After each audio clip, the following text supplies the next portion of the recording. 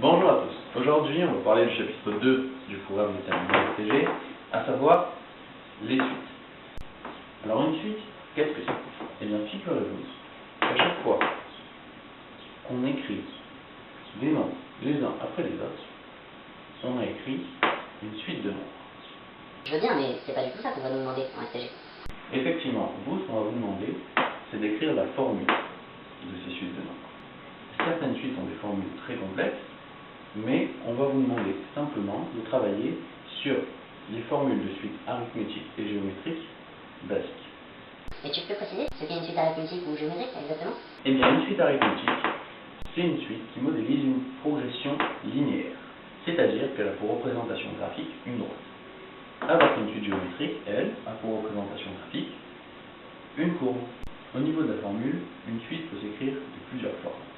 On peut l'écrire soit de la forme U indice n plus 1 en fonction de U indice n, ou bien de la forme UN en fonction de n.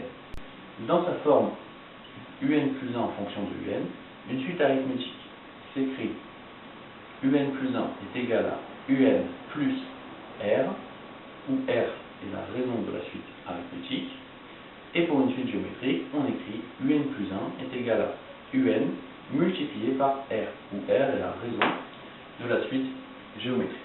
Il est également très important que vous compreniez bien le principe des suites arithmétiques et géométriques. Alors, pour une suite arithmétique, le principe est simple. C'est une suite logique où on rajoute à chaque fois quelque chose. Et ce quelque chose, c'est justement ça, la raison dont je parlais tout à l'heure. Donc on a U0 auquel on rajoute R, la raison, qui est un nombre qui ne varie pas, ça nous donne U1. Ensuite à U1, on rajoute la raison, ça nous donne U2, etc. Au final, quand on arrive à U5, on aura rajouté 5 fois la raison. C'est pour ça que la formule de la suite arithmétique de UN en fonction de n est U0 plus la raison multipliée par n. Alors ensuite, pour le suite géométrique, c'est exactement le même principe, sauf qu'à la place d'additionner à chaque fois la raison pour obtenir le terme supérieur de la suite, on multiplie à chaque fois par la raison. Ce qui fait que pour passer de U0 à U1, on multiplie par la raison une fois. Ensuite, pour passer de U1 à U2, on multiplie encore par la raison. Au final, quand on arrive à U5, on aura multiplié 5 fois par la raison. D'où la formule UN est égal à U0 multiplié par la raison puissance n. Le seul piège sur lequel vous pouvez tomber, c'est que même si souvent on nomme le premier terme de la suite U0, il arrive parfois qu'on le nomme également U1. Et donc cela va avoir une incidence sur certaines formules. Et il n'y a pas de calcul à faire à partir de ces suites? Ici, ce qu'on peut vous demander au bac, c'est de donner un terme de la suite, par exemple U2 ou U3, ou bien on peut également vous demander de calculer la somme de plusieurs termes consécutifs d'une suite. Alors pour ça, il y a des formules bien particulières aux suites arithmétiques ou géométriques que vous allez voir dans l'exemple. Alors, commençons par étudier une petite suite arithmétique. Je répète comment s'écrit une suite arithmétique, c'est comme ceci. UN plus 1 est égal à UN plus R. Alors moi je mets R pour raison. Certains notent Q, I, bon, c'est une lettre, donc on peut mettre la lettre qu'on veut. Cela n'a pas d'importance. Si on prend par exemple la suite, UN plus 1 est égal à UN plus 10, avec U0,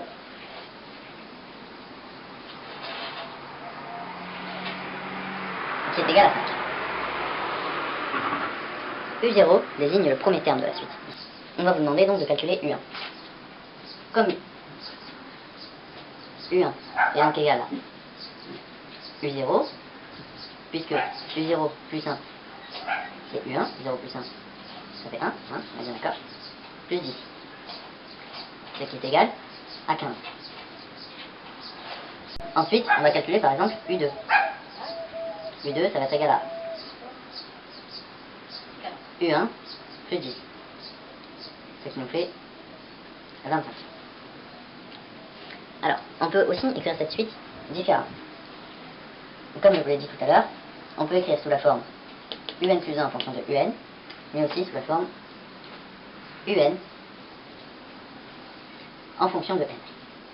Et pour une suite arithmétique, cela va s'écrire u0 plus n fois r, où r est la raison. C'est une formule très importante à connaître. Par exemple, si on veut utiliser cette formule pour calculer u2, u2 ça va être égal à u0, donc 5, plus n, c'est-à-dire 2, fois la raison qui est 10, ce qui va nous donner 25. C'est si jamais on vous demande de calculer, mettons, le cinquième terme de la suite.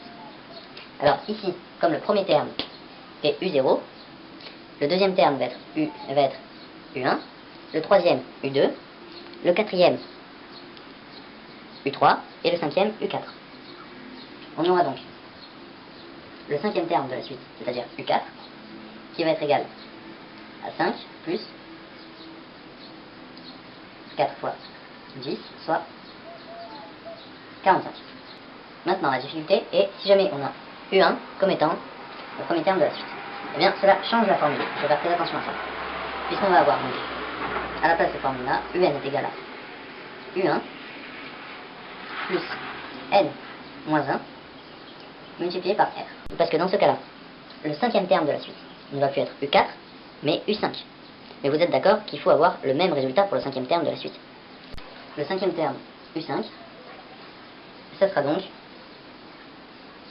5 plus 5 moins 1, c'est-à-dire 4, fois la raison qui est 10, ça fera bien 45, comme on l'a trouvé tout à l'heure. Alors, donc, dernière petite chose sur la suite arithmétique, ça va juste être comment est-ce qu'on calcule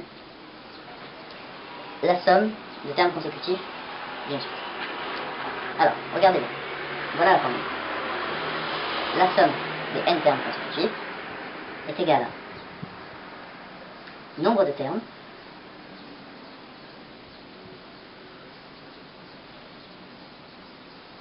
multiplié par le premier terme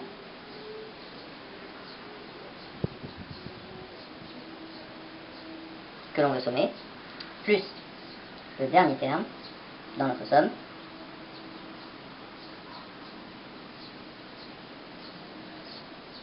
divisé par 2. Par exemple, je vais vous demander de faire la somme des 5 premiers termes. Alors, S sera égal à 5, multiplié par le premier terme qui sera U0 ou U1, mais en fait ça ne changera rien, plus le dernier terme qui sera soit U4 soit U5, selon si on prend U1 ou U0 pour le premier terme, divisé par 2. Dans le cas présent, ça nous fera 5 multiplié par 5 plus 45 sur 2. 5 plus 45 est égal à 50. 50 divisé par 2 est égal à 25.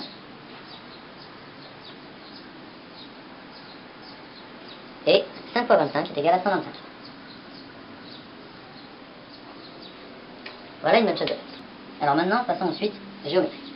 Alors, pour la suite géométrique, cela s'écrit un plus 1 est égal à un fois r.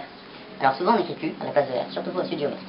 Par exemple, si on a la suite un plus 1 est égal à un fois 3, avec, pour premier terme, u0 qui est égal à 5. On aura u1 qui va être égal à u0 fois 3, donc 5 fois 3, u2 qui est égal à 15, u2 qui va être égal à donc u1 fois 3, donc 15 fois 3, ce qui va être égal à 45. Alors maintenant, si jamais on veut l'écrire sous la forme un en fonction de n, pour une suite géométrique, ça va s'écrire u0 multiplié par la raison puissance n. Alors, essayons de suite pour u2. u2, ça va donc être égal à 5, ici, u0 égale 5, multiplié par r, puissance 2. Ce qui nous fait 5 fois 3 fois 3, 9. Et 5 fois 9 est bien égal à 45. Alors maintenant, si c'est U1 qui est le premier terme de la suite, donc égal à 5, la formule change un tout petit peu, puisque le but est que quand on vous demande le cinquième terme de la suite, ce soit la même chose que le premier, soit appelé U0 ou U1. Donc, on va avoir UN qui va être égal à U1, mais cette fois multiplié par R puissance N moins 1. Bon, par exemple, si on vous demande le cinquième terme de la suite, ici, on va donc avoir pour le cinquième terme de la suite, le cinquième terme va être U4, puisque U0, premier terme, deuxième terme, U1, troisième terme, U2, quatrième terme, U3, cinquième terme, U4. Donc, cinquième terme de la suite, U4, qui va être égal à 5 multiplié par 3 puissance 4. Et si on vous demande le cinquième terme et que le premier terme est U1, le cinquième terme ici va être U5, va donc être égal à 5 multiplié par 3, mais ici puissance N-1, donc ce ne sera pas 3 puissance 5, mais 3 puissance 4 également. Alors maintenant, la dernière petite chose à savoir, c'est comment faire la somme de termes consécutifs sur une suite géométrique. Bon. Et bien là, la formule est comme celle-ci. Le premier terme dans la somme, par exemple, multiplié par la raison puissance du nombre de termes,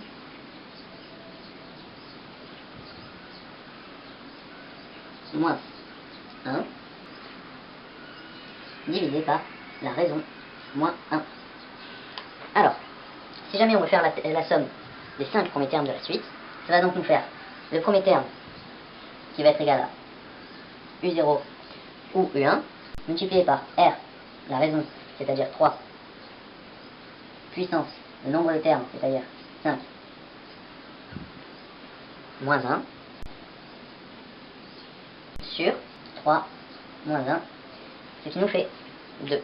Vous remarquerez que qu'on ait U0 ou U1, la formule ne change pas. Ce sera juste ici que ça changera, mais dans tous les cas, on aura le même nombre de termes et la même raison, donc rien ne va changer. Donc U0 qui est égal à 5, multiplié par 3 puissance 5 moins 1 sur 2. Ce qui nous donne 605. Alors ça, je vous avoue que je n'ai pas calculé de tête, hein. J'ai pris ma calculette pour le faire. Voilà. Bon, alors cette fois-ci, je vous ai pas fait d'exercice type bac, parce que dans les exercices type bac, en général, vous tomberez, si vous tombez sur les suites, hein, vous tomberez soit sur des suites arithmétiques, soit sur des suites géométriques. Rarement, vous aurez les deux dans un exercice, donc j'en ai pas trouvé qui pourrait faire l'affaire à votre niveau. Voilà. Alors maintenant, pour concrétiser tout ça, je vais vous donner un petit exemple tout simple, qui est un peu le genre qui peut tomber au bac, mais au bac vous aurez plus de questions que ça. Mais par exemple, regardez, pour vous montrer un peu comment ça marche dans les exercices. Alors, imaginons que vous avez un compte d'épargne où vous placez 100 € l'année 1. Et vous voulez savoir dans tant d'années combien vous aurez sur ce compte, sachant que le taux d'intérêt sur ce compte est égal à 5%. En fait, ce sera juste une suite géométrique du genre UN plus 1